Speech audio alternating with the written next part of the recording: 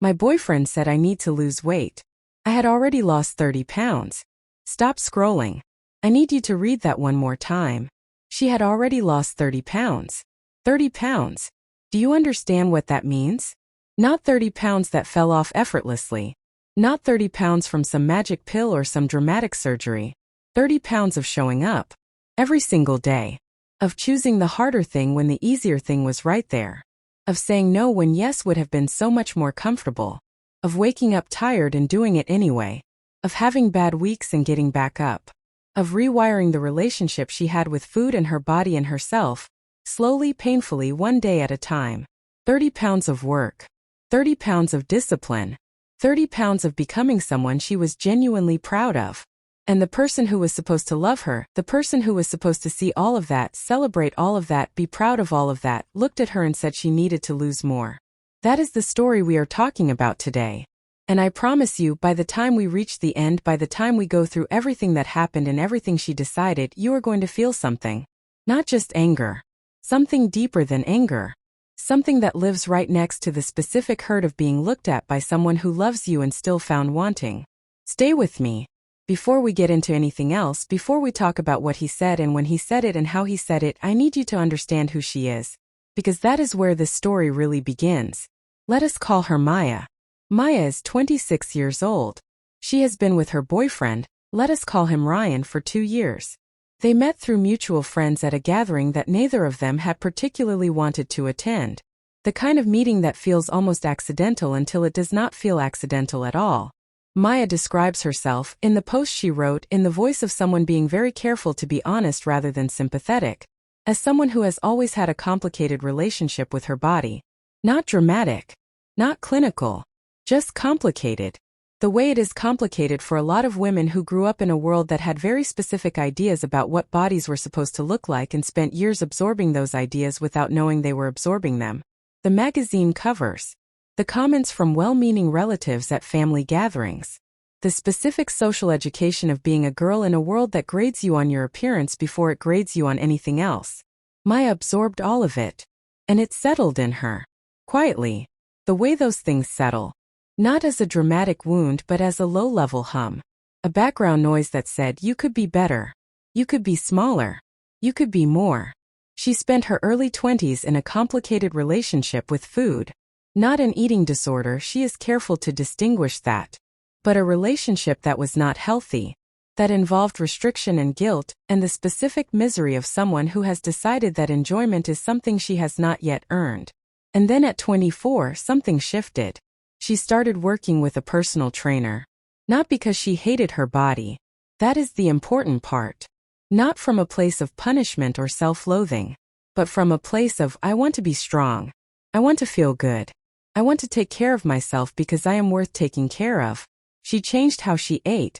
Not drastically, no elimination diets, no obsessive tracking. Just more vegetables. More protein. More water. Less of the things that made her feel sluggish and more of the things that made her feel alive. She moved her body. Consistently. Not every day perfectly but most days genuinely. She built habits. Slowly. The kind that stick because they are sustainable rather than the kind that work for 3 weeks and then collapse. Because they were never designed to last. And over 18 months, 1 pound at a time, one good decision at a time, one morning of showing up when she did not feel like it at a time, she lost 30 pounds. 30 pounds. And she felt, and she says this in her post with the specific, careful honesty of someone who has learned not to attach her worth to a number genuinely good. Not because of the number. Because of the energy. Because of the strength. Because of what she could do that she could not do before. Because of the way she felt in her own skin for the first time in a long time. She was proud of herself. Legitimately. Completely. Deservedly proud. Now let us talk about Ryan. Because Ryan is, and I want to be careful here because the most important things about Ryan are not obvious. Ryan is not a monster. He is not a cartoon villain. He is not someone who set out to hurt Maya deliberately. He is not someone who woke up one morning and decided to be cruel. He is something more complicated than that. And more common. Ryan is 28 years old. By Maya's description again, she is careful to be fair even while telling a story about something he did that hurt her deeply. He is in most ways a good boyfriend. Attentive. Funny. Present. The kind of man who remembers things she mentioned once and brings them up later. Who shows up when things are hard. Who is genuinely kind in the texture of daily life. But Ryan has a thing. A specific, deeply conditioned, probably not fully conscious thing. He has very specific ideas about what women are supposed to look like. Not stated explicitly. Not written down anywhere. But visible, in the things he commented on when they watched TV together. In the offhand remarks he made about women they both knew. In the specific way his attention seemed to sharpen around bodies that looked a particular way. Maya noticed it. Had always noticed it. Had always filed it away under, that is just how he is.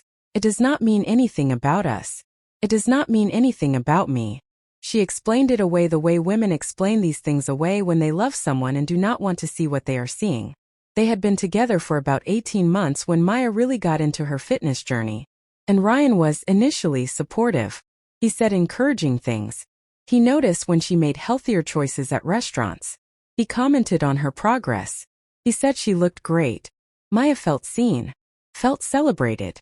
Felt like the person she was becoming was someone he was proud of. And then something shifted. She cannot pinpoint exactly when. But somewhere around month 14 of their relationship, as her results became more visible, as the work she had been doing started to show up in obvious ways, the comments changed. Not dramatically. Not all at once. Gradually. The way things shift when you are inside them and cannot see the full picture. He started making comments about other women more frequently. Specific types of women.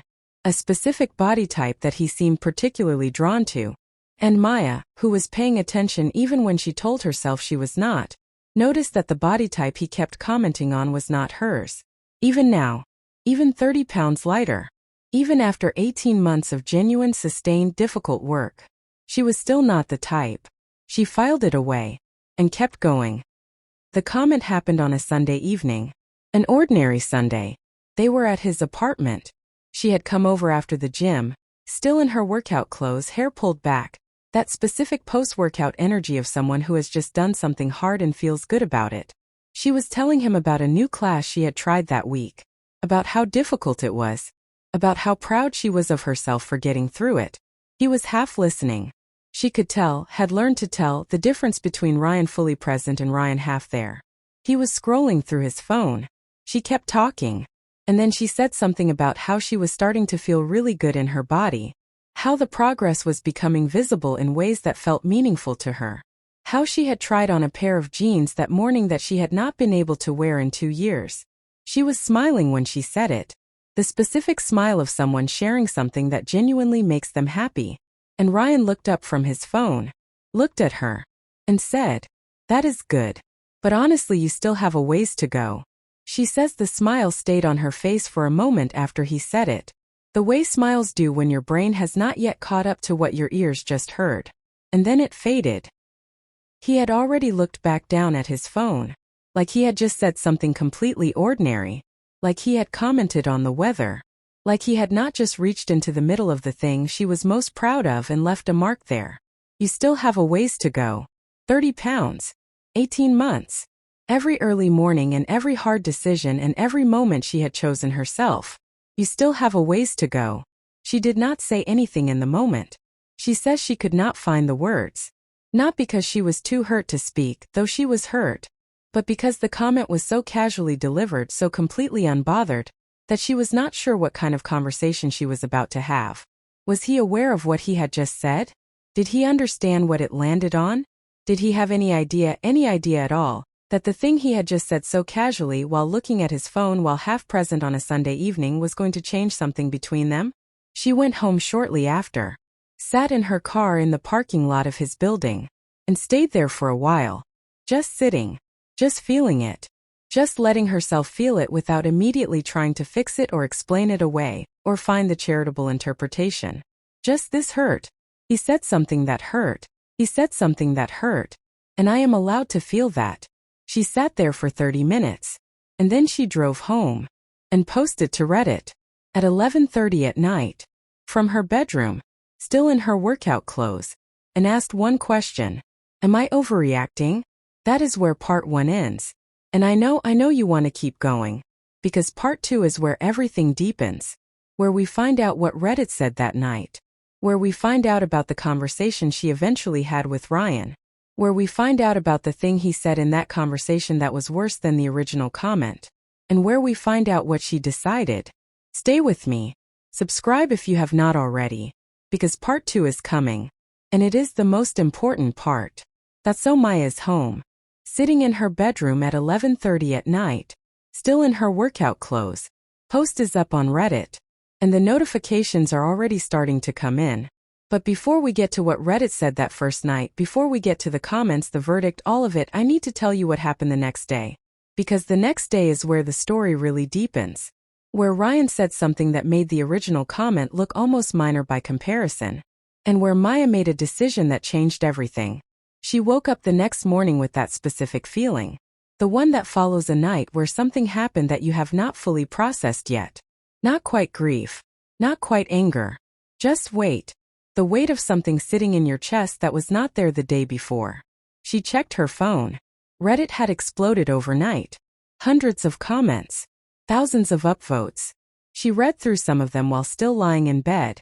And something about seeing her situation reflected back to her, clearly, plainly, through the eyes of strangers who had no reason to soften it, made things sharper. Made the thing she had been trying to explain away impossible to explain away anymore. She put her phone down and decided she needed to talk to Ryan. She called him that morning. He picked up on the second ring. Happy voice. Normal Sunday energy. Completely unbothered. Like yesterday had not happened. She said, "Can I come over? I need to talk to you about something you said last night." He said, "Yeah, of course. Everything okay?" She said, "I will tell you when I get there." She drove over. He opened the door with the easy, relaxed energy of someone who genuinely did not know what was coming, which told her everything she needed to know about how he had processed the previous evening. He had not processed it, because to him there was nothing to process.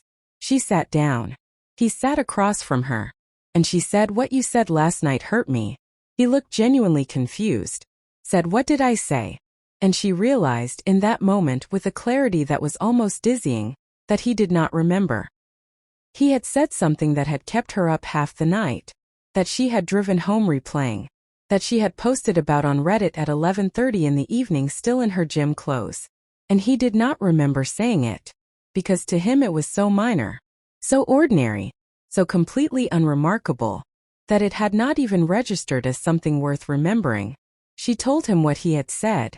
"That is good. But honestly, you still have a ways to go." He was quiet for a moment, and then he said, "I was just being honest." She said, "I know. That is the part that bothers me." He said, "I thought you wanted support. I thought you wanted me to be real with you about this stuff." She said, "I want support. Real support. Not commentary on whether my body is acceptable yet." She said, "You said I still have a ways to go. After I lost 30 pounds. After 18 months of work. What does that mean if not, you are still not enough?" He was quiet again. She could see him working through it, trying to find the framing that made what he had said reasonable. And then he said something that she says she has replayed more times than she can count since. Something that was worse than the original comment. Not because it was crueler, but because it was more honest. He said, "Look, I am just attracted to a certain type. I cannot help what I am attracted to. I am with you because I love you.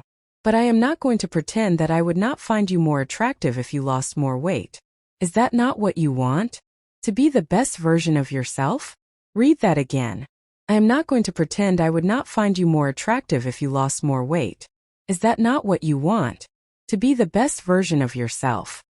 He had just told her clearly, explicitly, with the specific confidence of someone who thought they were being admirably honest, that her body was a project he had opinions about.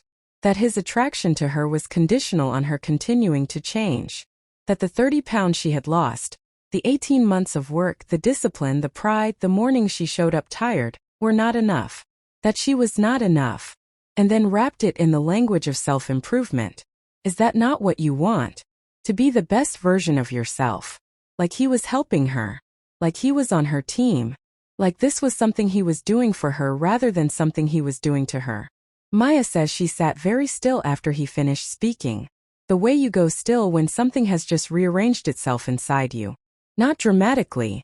Not visibly. Just something moved. Something that had been in one place for a long time quietly shifted to another place. And she understood something she had not let herself fully understand before. This was not a one-time comment.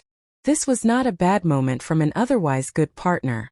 This was a window into how he actually saw her, into what he actually thought, into the version of her that existed in his head. Not the Maya who had shown up every morning for 18 months, not the Maya who had changed her relationship with food and her body from the inside out, not the Maya who was genuinely proud of who she was becoming, but a Maya who was still a work in progress. A project that had not yet reached completion. A body that had not yet become attractive enough. She looked at him sitting across from her. At the face she had looked at for 2 years. And she asked one question. She said, "What weight would I need to be for you to feel like I had reached the best version of myself?" He was quiet for a moment. And then he started to answer. And she held up her hand. She said, "Do not answer that." Because she realized, in the moment before he spoke, that she did not actually want the number. Whatever number he named would become a target. Something she worked toward. Something she measured herself against. Something that gave him even more authority over her relationship with her own body than he already had. She did not want that. She did not want to spend one more day working toward a version of herself that existed to satisfy someone else's preferences. She had done that. For years. Before Ryan. In the complicated, guilty, restrictive relationship with her own body that she had spent 18 months trying to undo. She had done that. And it had made her miserable. And she was not going back. She stood up. He looked at her. She said, "I need some time to think." He said, "Maya, come on. I was just being honest." She said, "I know. And I need some time to figure out what to do with your honesty." She picked up her bag. And left. She went home. Sat in her apartment. And went back to the Reddit thread. Which had continued exploding while she was at his apartment. Over 1,000 comments now. She read through them slowly. All of them. The supportive ones. The analytical ones. The ones from people who had been in similar situations and were sharing what they wished someone had told them. And the ones few but present that pushed back. That asked questions she needed to sit with. She read every single one. And then she made a decision. Not impulsively. Not from the loudest, most emotional part of herself. But from the quietest part. The part that had been paying attention for 2 years. The part that had been filing things away. The part that had watched him comment on other women's bodies and explained it away. The part that had absorbed the subtle, consistent message that she was not quite right yet. The part that had worked for 18 months to feel good in her own skin. And now understood clearly, finally, completely, that no amount of work would ever be enough. Not for him. Because the problem was never her body. The problem was his relationship with her body. His belief that it was something he had opinions about. That his attraction was a metric she was supposed to be optimizing for. That love came with weight requirements. She picked up her phone. And called Ryan. He picked up immediately. She said, "I have been thinking." He said, "Maya, I really think we should talk about this properly. I did not mean to upset you. She said, "Ryan, I am going to say something and I need you to hear it without interrupting." He was quiet. She said, "I have spent 18 months working on myself. Not for you. For me. Because I wanted to feel strong and healthy and good in my own body. And I got there. Not to a number on a scale. Not to a size on a label. But to a place where I woke up in the morning and felt genuinely okay with who I was." She said, "And yesterday you took that. Not intentionally. But you took it. You reached into the thing I was most proud of and you put a grade on it. And then today you told me your attraction to me is conditional on me losing more weight. And you said it like you were doing me a favor." She said, "I am not a project. I am not a before photo. I am not something you are patient with while I work toward being attractive enough for you. I am a person. And I deserve to be with someone who sees that." She said, "I think we should break up." The silence on the other end lasted about 10 seconds. And then Ryan said, "You are breaking up with me because I was honest with you?" She said, "I am breaking up with you because of what your honesty revealed." And she ended the call. She sat in her apartment for a long time after that. Not crying. Not immediately. Just sitting. Processing. Holding the weight of a 2-year relationship that had just ended in a 5-minute phone call. And then she went back to Reddit and posted an update. 6 words. I ended it. Thank you all. The comments section erupted. That is where part 2 ends.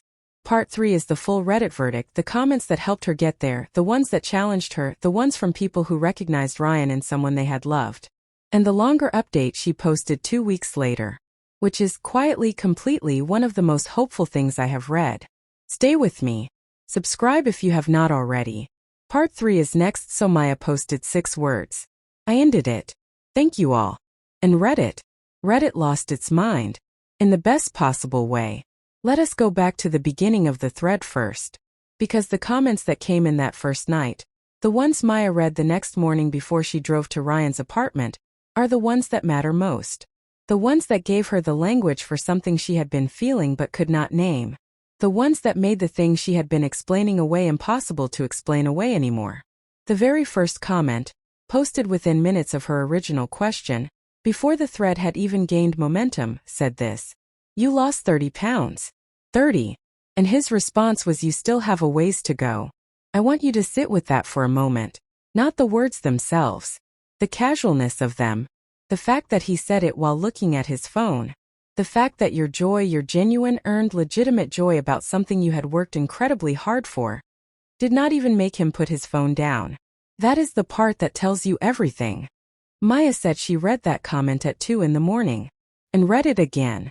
And then put her phone down and stared at the ceiling. Because nobody had named it that precisely before. Not the words. The casualness. The phone he did not put down. The joy he did not meet. The second comment that hit her hardest said, there is a specific kind of person who does what your boyfriend did. And it is important to understand that it is not always intentional cruelty. Sometimes it is something more insidious. A person who has absorbed the idea that a partner's body is something they have legitimate opinions about. That attraction is a standard the other person is responsible for maintaining. That honesty about physical preferences is a form of support rather than a form of control. These people are not always bad people. But they are people who will never fully see you. Because they are too busy evaluating you. Too busy evaluating you. Maya said that phrase stayed with her for days. Because it named something she had felt for 2 years without being able to articulate. That specific feeling of being looked at and assessed rather than simply seen. Of being a body under observation rather than a person being loved. Then there were the comments from women who recognized Ryan. Not Ryan specifically, but the pattern. Women who had been with someone who had opinions about their body. Who had absorbed the subtle, consistent message that they were not quite right yet. Who had spent years working toward a version of themselves that existed to satisfy someone else's idea of attractive. One comment said, I was with someone like this for 4 years. He never said anything as direct as what your boyfriend said. It was always more subtle. A comment here. A look there.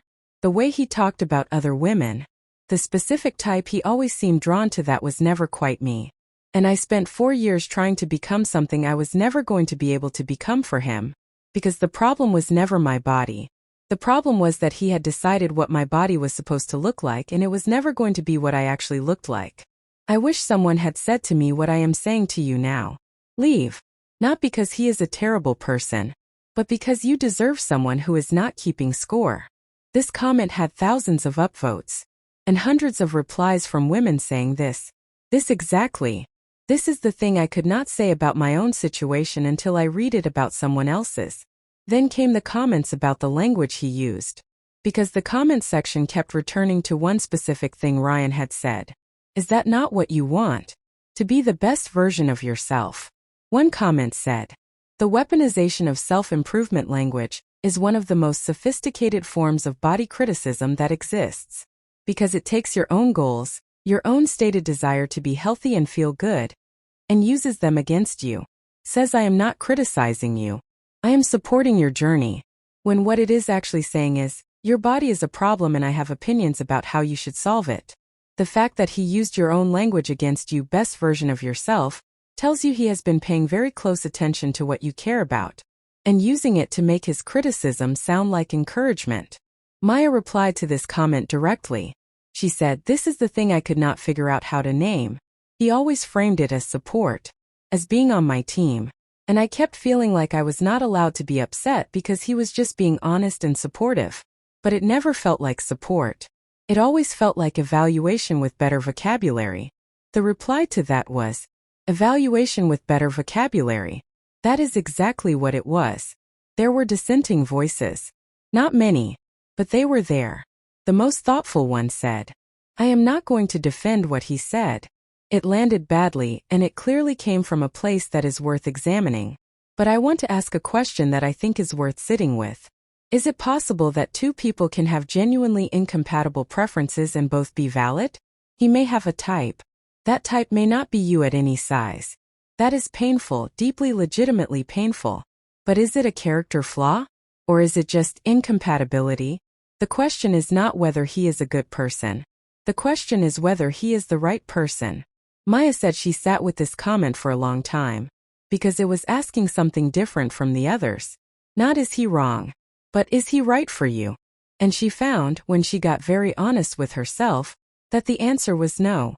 Not because he was a bad person, but because the way he saw her was never going to match the way she wanted to be seen. And she deserved to be seen the way she wanted to be seen. Then the update came. 6 words. I ended it. Thank you all. And the comments section erupted. Not with the complicated, nuanced, careful engagement of the original thread. With something simpler. Joy. Pure, uncomplicated, genuine joy for a person who had made a hard decision. Comments just saying yes. Comments saying you did the right thing. Comments saying I am proud of a stranger on the internet tonight. One comment said, she lost 30 pounds and then lost another 180. The weight of a boyfriend who did not deserve her. That comment got more upvotes than almost anything else in the thread. 2 weeks later Maya came back. With a longer update. Written differently from the first post. More settled. More clear. Less the raw immediacy of someone in the middle of something and more the considered voice of someone who has had time to sit with what happened and understand it. She said the breakup had been harder than she expected. Not because she doubted the decision, but because 2 years is 2 years. Because even when a relationship has something fundamentally wrong with it, even when you can see clearly why leaving was right, the ending of it still costs you something. She said she had cried more than she expected. Not for Ryan specifically. For the version of the relationship she had wanted it to be. For the partner she had hoped he was. For the 2 years she had spent explaining things away that she should have looked at directly. She cried for those things. And let herself cry for them. Without telling herself she was not allowed to be sad because leaving was the right thing. Because both things were true. Leaving was right. And it was sad. At the same time, she said something else that the comment section could not stop talking about. She said, I went to the gym 3 days after the breakup. Not to punish myself. Not to fix myself. Not to work toward any number or any goal or any version of myself that would be more acceptable to anyone. Just because it made her feel strong. Just because it was hers. Just because the gym had always been where she went to feel like herself, genuinely, completely herself, and she was not going to let what had happened take that from her.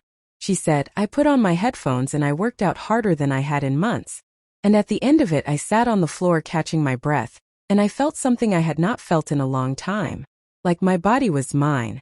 Just mine. Not a project. Not a before photo. Not something being evaluated. Mine. The comment that the whole thread kept returning to, the one that seemed to land with almost everyone who read it, said this. What she did is not just about leaving a boyfriend who made a hurtful comment. What she did is refuse to outsource the ownership of her body to someone else. For 18 months she had been building a relationship with herself, with her own strength, her own health, her own sense of what her body could do. And Ryan was trying, not maliciously but unmistakably, to insert himself as the authority on whether that relationship was successful. She said no. You do not get to be the authority on my body. You do not get to set the metric.